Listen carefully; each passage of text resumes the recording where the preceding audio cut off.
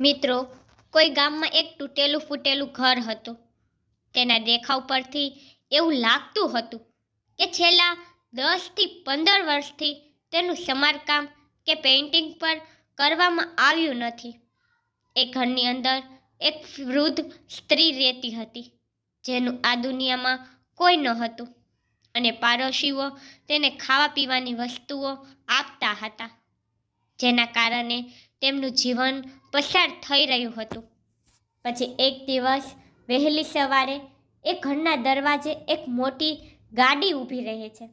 એક યુવાન છોકરો જે સારી રીતે પોશાક પહેરેલો હતો તે કારમાંથી બહાર આવે છે અને સીધો તે ઘરની અંદર જાય છે. ત્યાં ગયા પછી તે વૃદ્ધ મહિલા કોઈ કામ કરી રહી હતી.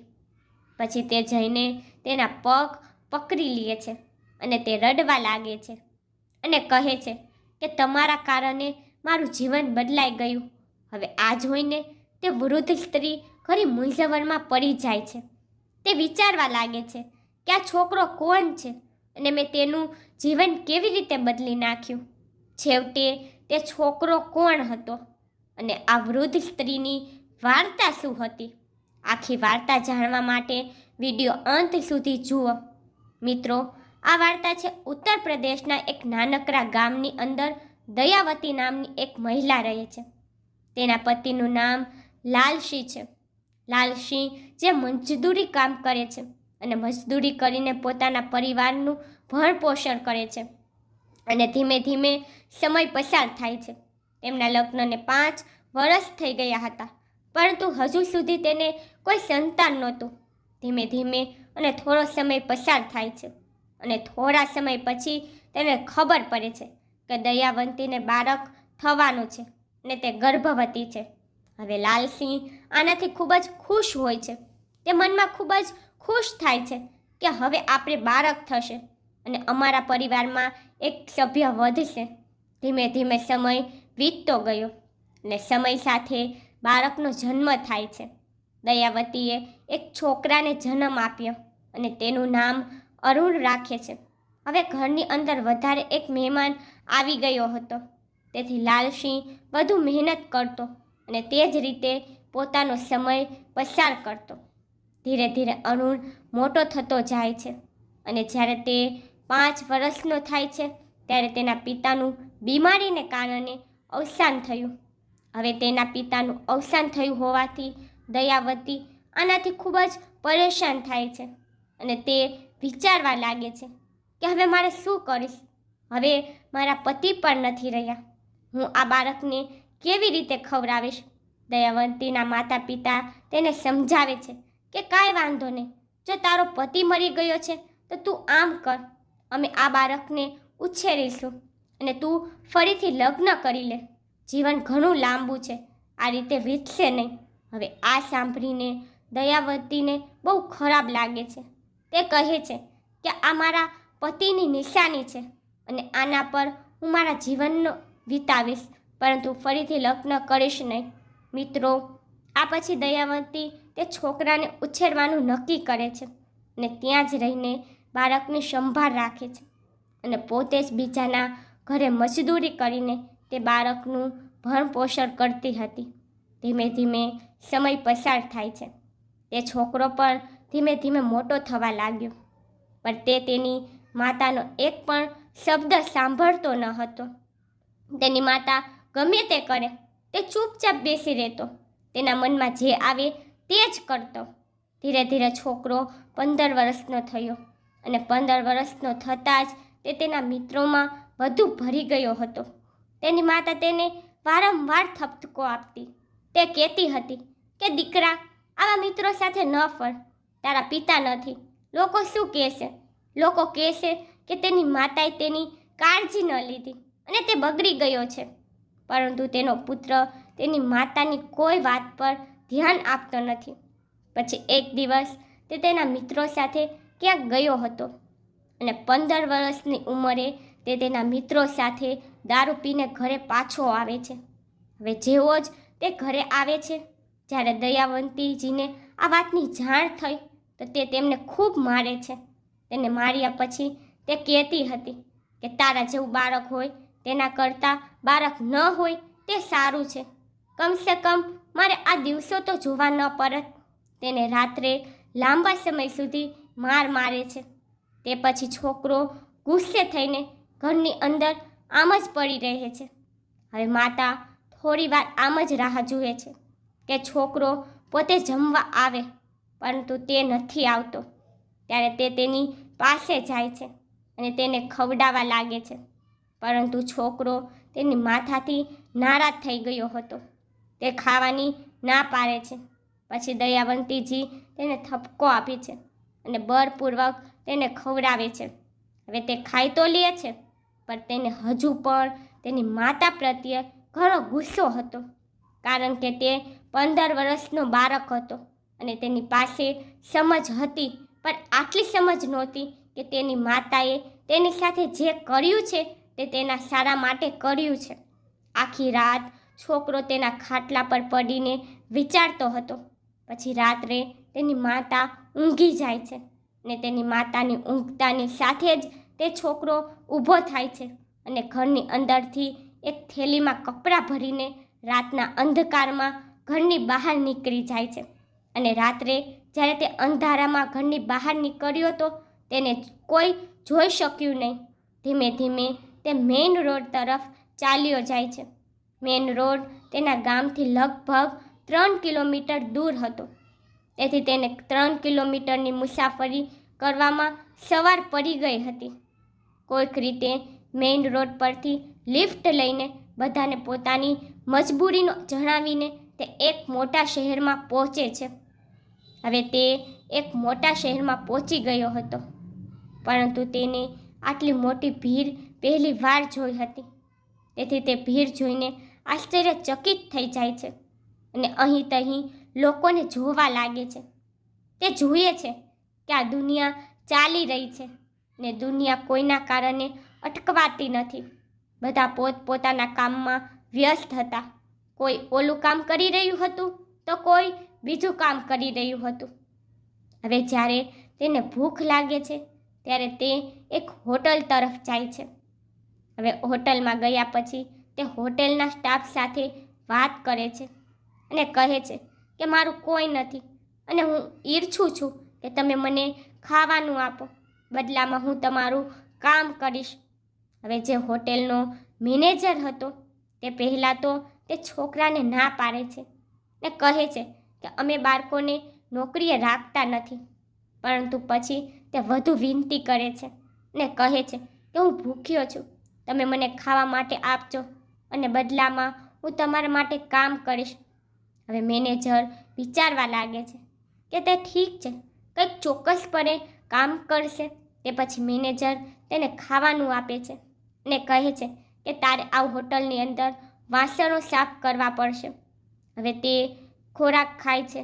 જમ્યા પછી તે વાસણો સાફ કરે છે અને ફરીથી મેનેજર પાસે જાય છે. તે મેનેજરને કહે છે કે સાહેબ, હું આ શહેરમાં કોઈને ઓળખતો નથી અને હું મારા ઘરેથી આવ્યો છું.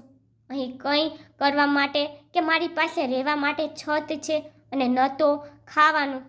જો તમે પરવાનગી આપો તો હું આ હોટલમાં કામ કરીશ અને સાંજે અહીં સૂઈ જઈશ. હવે પછી મેનેજર વિચારે છે કે અમને એક મફત કામદાર મળી રહ્યો છે જે આ હોટેલમાં 24 કલાક રહેશે અને અમારું કામ કરશે. તો તે કહે છે કે ઠીક છે, જો તું તે ઈચ્છે છે તો તું અહીં રહી શકે છે. તને ખાવા માટે ભોજન અને રહેવા માટે હોટલ મળશે, પણ તારે સારી રીતે કામ કરવું પડશે. એમ કહીને તે છોકરાને ત્યાં રાખે છે. હવે અરુણ ત્યાં રહેવા લાગે છે. ખૂબ જ મહેનત કરે છે અને પોતાનું કામ સારી રીતે કરે છે. અને જ્યારે કામ કરતો તેને મેનેજર જુએ છે ત્યારે તેને તે ખૂબ જ ગમે છે. તે વિચારવા લાગે છે કે તે ખૂબ જ મહેનત કરે છે અને તેથી જ મેનેજર તેને અન્ય કામ પણ કરાવતો હતો, જેમ કે શાકભાજી કાપવા અથવા બજારમાંથી કોઈ સામાન લાવવો અને લોકોને ભોજન પીરસવું. તે આખો દિવસ હોટેલમાં કામ કરતો હતો અને સાંજે તે જ હોટેલમાં કામ કરતો, બદલામાં તેને ખાવાનું મળતું અને રહેવા માટે હોટલ મળી. તેના દિવસો આમ જ પસાર થતા રહે છે અને પછી ધીમે ધીમે સમય પસાર થાય છે અને સમય સાથે તે છોકરો ધીમે ધીમે મોટો થવા લાગે છે. હોટલમાં કામ કરતા તેને 2 વર્ષ થઈ ગયા હતા, તેથી તેની ઉંમર 17 વર્ષની થઈ ગઈ હતી. પછી એક દિવસ મેનેજરને કોઈ કામ માટે જવાનું હોય છે, ત્યારે તે છોકરાને કહે છે કે દીકરા, તું આમ કર, આ હોટેલની સારી સંભાળ રાખજે અને જો કોઈ ગ્રાહક આવે તો તેને સારી રીતે સંતુષ્ટ કરજે. આ પછી અરુણ કહે છે કે ઠીક છે બાબુજી, તમે ચિંતા કર્યા વગર ચાલ્યા જાઓ. હું હોટેલને સારી રીતે મેનેજ કરીશ, કારણ કે 2 વર્ષમાં તે હોટેલના તમામ કામો શીખી ગયો હતો. તે જાણતો હતો કે ગ્રાહકોને કેવી રીતે હેન્ડલ કરવું અને તેમની સાથે કેવી રીતે વર્તન કરવું. તે મેનેજર 2 દિવસની રજા પર ચાલ્યો જાય છે અને તે છોકરો અરુણ એ હોટેલમાં આટલા દિવસો સુધી મેનેજ કરે છે અને ગ્રાહકોને સારી રીતે સંતુષ્ટ કરે છે. હવે 2 દિવસ પછી જ્યારે મેનેજર આવે છે ત્યારે તેને જોયું કે તેને હોટેલની સારી રીતે સંભાળ રાખી છે અને જે કામદારો હતા તે કહે છે કે તે ખૂબ જ સારી રીતે કામ કરે છે અને તેને કોઈ સમસ્યા નથી કરી. હવે મેનેજર આ જોઈને ખૂબ જ ખુશ થાય છે. તે વિચારવા લાગે છે કે આ તો બહુ સારું થયું, મારું કામ સરળ બની ગયું છે. હવે પછી જે મેનેજર છે તે વારંવાર રજા પર જતો હતો અને અરુણને તે હોટેલની સંભાળ લેવા પાછળ છોડી જતો.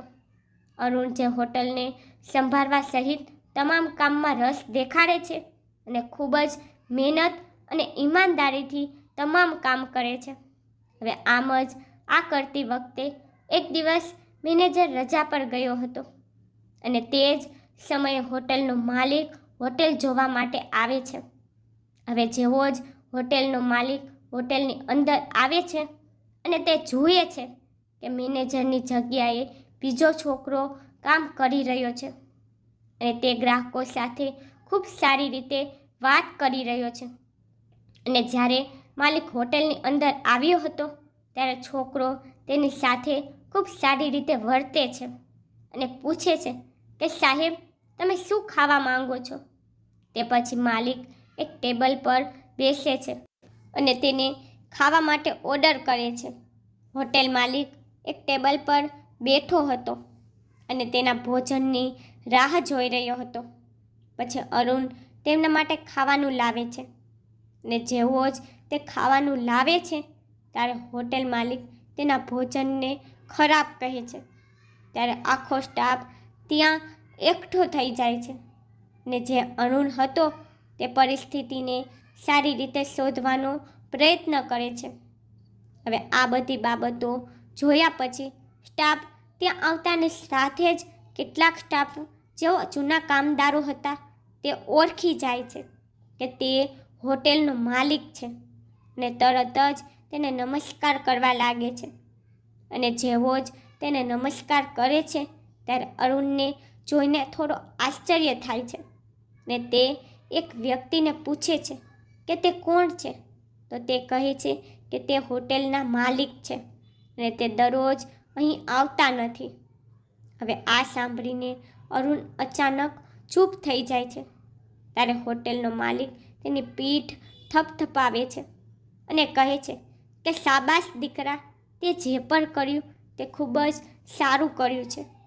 હવે આ પછી તે પૂછે છે કે દીકરા, મને કહો કે મેં આ હોટેલના મેનેજર તરીકે રાખ્યો છે તે ક્યાં છે?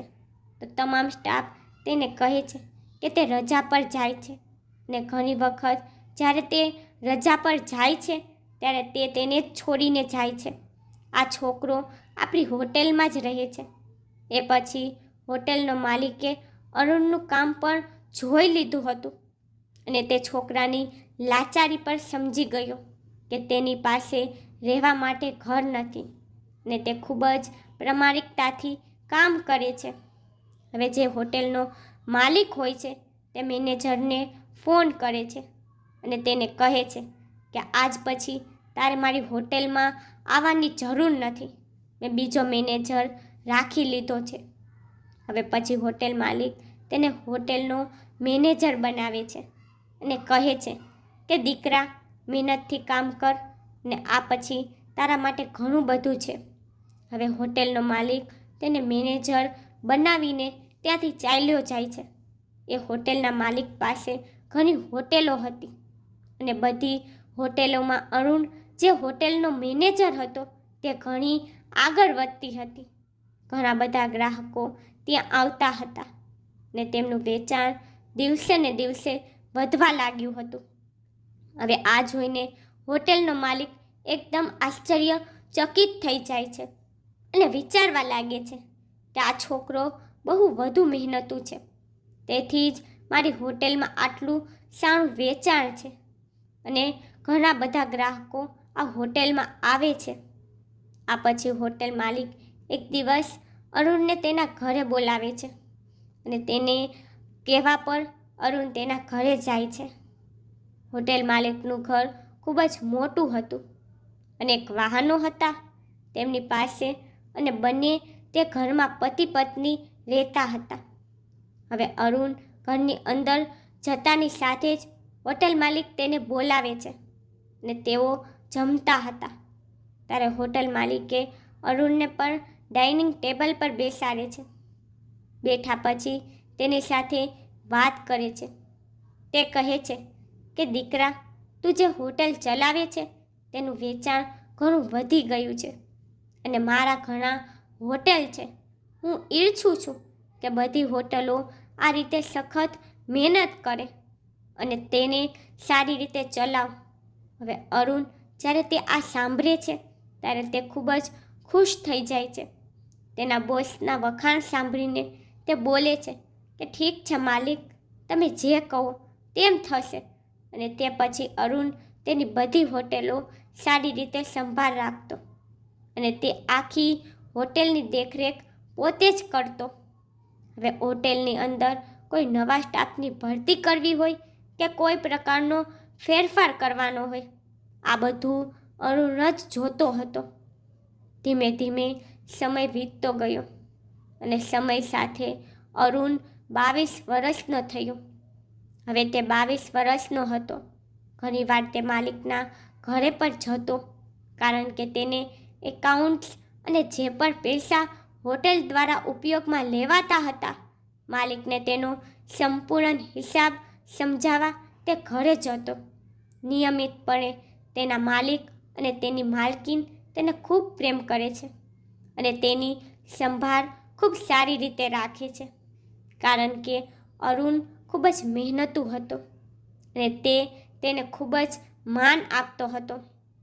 અને ઘરમાં પણ જ્યારે પણ તેને કોઈ કામ કરવા માટે કહેવામાં આવતું ત્યારે અરુણ તે કામ કોઈ પણ સંકોચ વિના કરી નાખતો, કારણ કે હોટેલ માલિકને કોઈ સંતાન ન હતું.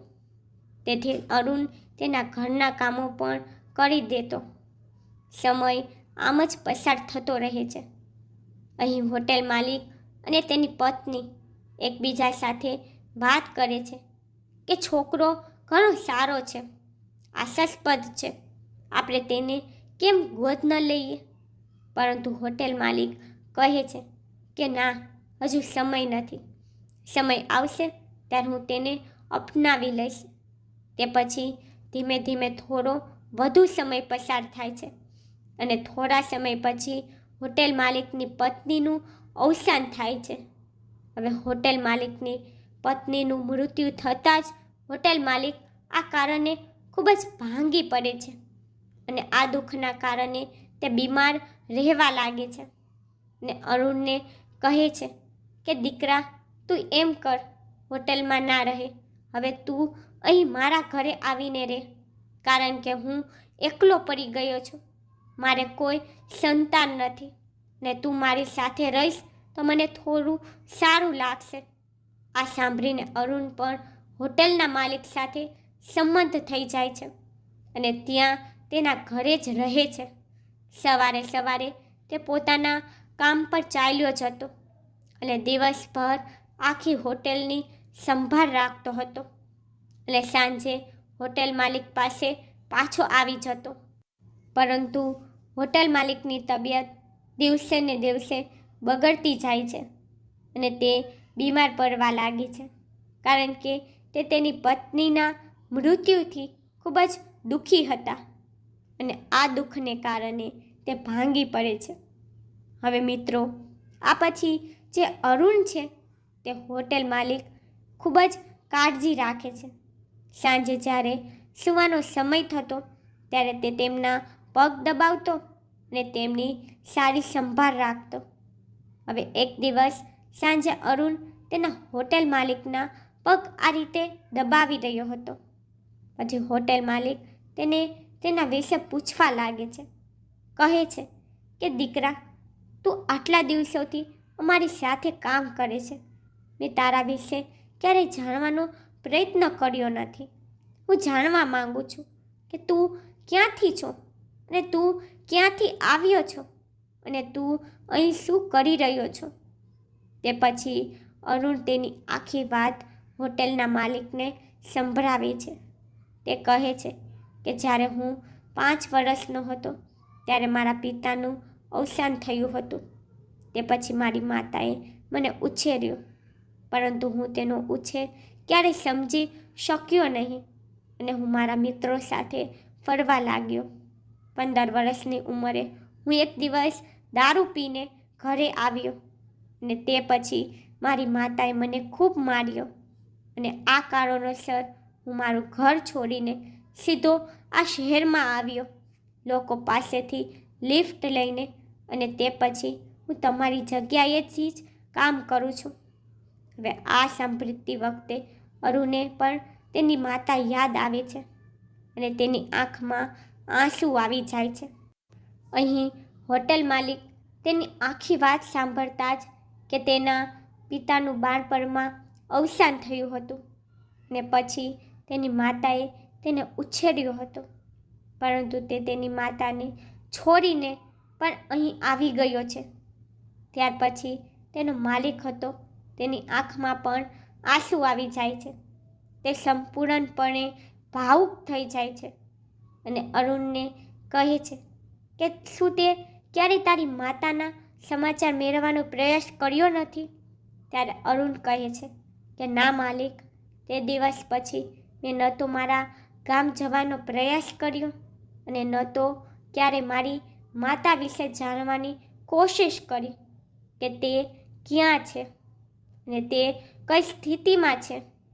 તો તે અરુણને કહે છે કે દીકરા, મારે કોઈ સંતાન નથી, એ તો તું જાણે છે, ને તારાથી વધુ સારી રીતે મારી સંભાળ કોઈ ન લઈ શકે. તો હું ઈચ્છું છું કે હું મારી આખી મિલકત તારા નામે કરી દઉં. એ પછી આપણે આ ઘરમાં રહીશું અને તું એકવાર તારા ગામે જઈને તારી માતાને પણ અહીં લઈ આવ. હવે અરુણ આ સાંભળતા જ તેના ઉદાસ ચહેરા પર થોડી ખુશી આવી જાય છે અને તે તરત જ હોટેલ માલિકને ગલે લગાવે છે અને આ પછી તે કહે છે કે શું હું તમને બાબુજી કહી શકું. એ પછી હોટેલનો માલિક તેને ગલે લગાવીને રડતા રડતા કહે છે કે દીકરા, તું મને બાબુજી કહી શકે છે. બીજો દિવસ થાય છે. બીજા દિવસે વહેલી સવારે હોટેલ માલિક અરુણને તેની સાથે લઈ જાય છે અને ત્યાં ગયા પછી તેની સંપૂર્ણ મિલકત અરુણના નામે કરી દે છે.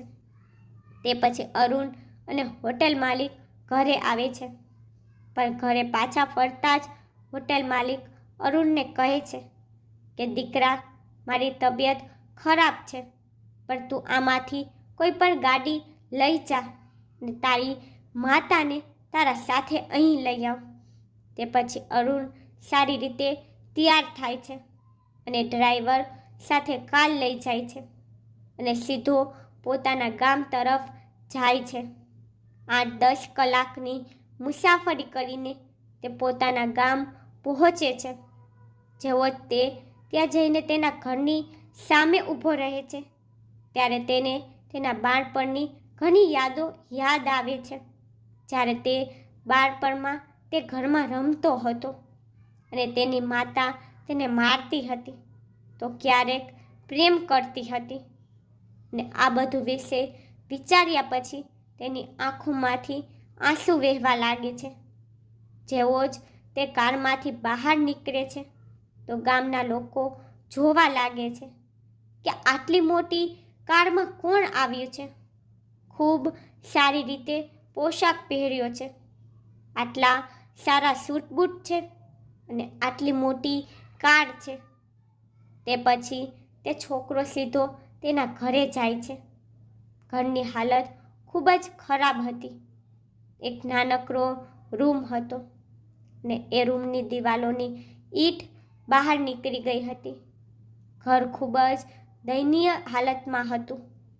તે પછી જ્યારે તે ઘરની અંદર જાય છે ત્યારે તેને જોયું કે તેની માતા દયાવતી કોઈ કામ કરી રહી છે.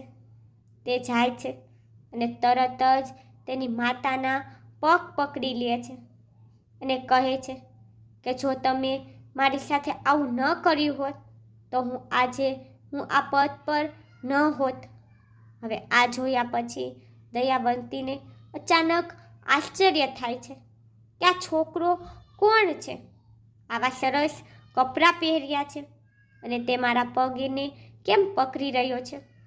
કારણ કે આજ સુધી દયાવંતીજી બીજાની દયા પર જીવતા હતા.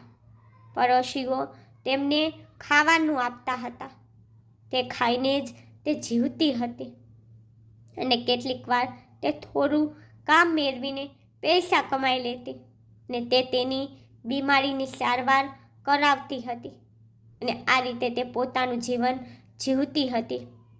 તે તેને ઊભો કરે છે અને કહે છે કે દીકરા, તું કોણ છે?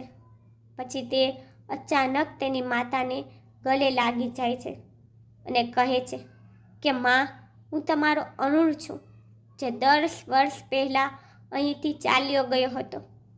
હવે અરુણનું નામ સાંભળતા જ તેને ખૂબ જ નવાઈ લાગે છે. કારણ કે મિત્રો, જ્યારે અરુણ અહીંથી ચાલ્યો ગયો હતો ત્યાર પછી અરુણની માતાએ તેને શોધવા માટે ઘણી કોશિશ કરી હતી, પરંતુ તે 3-4 વર્ષ સુધી તેને શોધી શકી ન હતી. તો થાકીને તેને શોધવાનું બંધ કર્યું હતું. તેને તેના પુત્રને મરી ગયો સમજી લીધો હતો અને વિચારી લીધું હતું કે હવે તે જીવનમાં ફરી ક્યારેય નહીં આવે. પરંતુ જ્યારે તે અચાનક તેના પુત્રને 10 વર્ષ પછી જુએ છે ત્યારે તે ખૂબ જ ભાવુક થઈ જાય છે અને તેના પુત્રને ખૂબ જ જોરથી ગલે લગાવે છે અને રડતા રડતા કહે છે કે દીકરા, તે સારું ન કર્યું. મારા જીવનના 10 વર્ષ આમ જ પસાર થઈ ગયા તારા વિના અને હું ખૂબ જ ખરાબ પરિસ્થિતિમાં છું.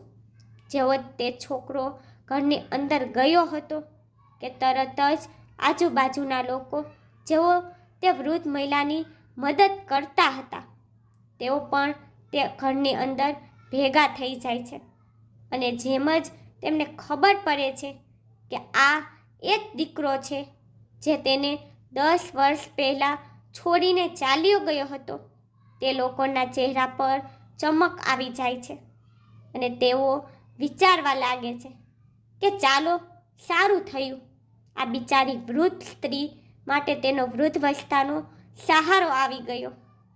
આ પછી દયાવંતીજી પોતાની આંખોમાં આંસુ સાથે અરુણને પૂછે છે કે દીકરા, તું ક્યાં ચાલ્યો ગયો હતો અને આજે તું આટલો મોટો માણસ કેવી રીતે બની ગયો? તે પછી અરુણ તેની એ આખી વાત તેની માતા અને ગામના લોકોને સંભળાવે છે.